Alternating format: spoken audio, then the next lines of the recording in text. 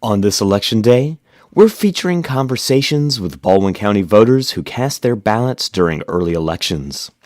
Natalie Everett recently moved to Milledgeville from Mississippi.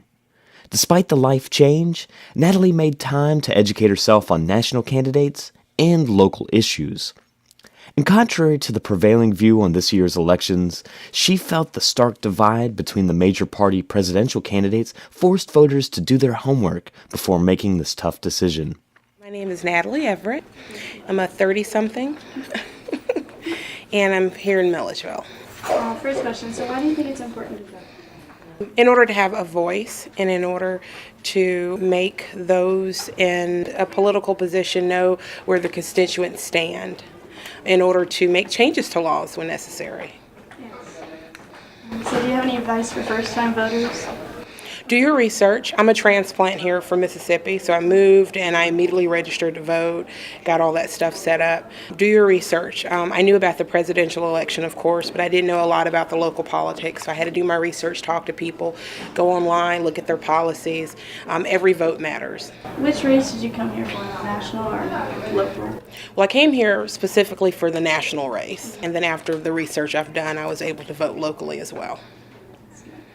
So what issues did you look at more when you were voting?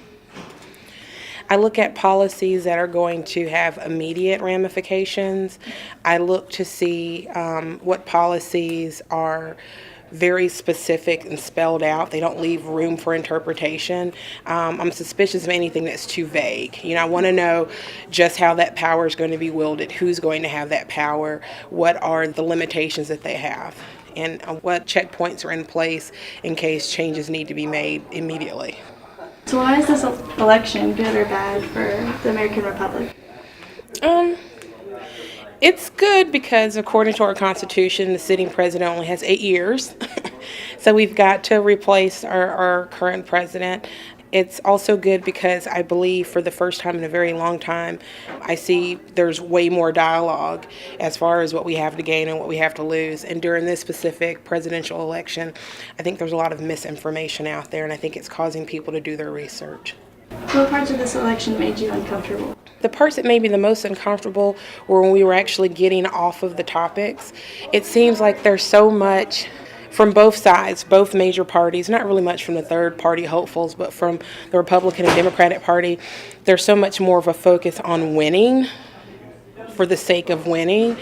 And at the end of the day, candidates from all sides, including those that are sitting in the Senate right now and in Congress, they need to remember that what they're supposed to be doing is supposed to be for the good of the entire country, not for their cliques and their clubs and saying, well, if this person's elected, we're going to boycott, or if this person's elected, we're going to impeach them.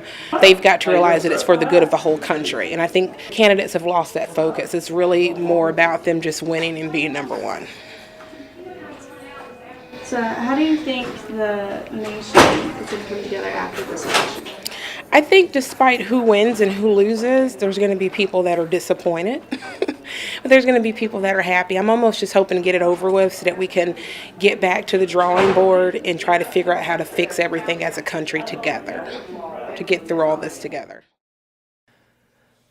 That was Natalie Everett talking with Marcy Thacker after casting her ballot during early voting last week in the Baldwin County Courthouse. Stay tuned for more conversations with voters throughout our coverage today.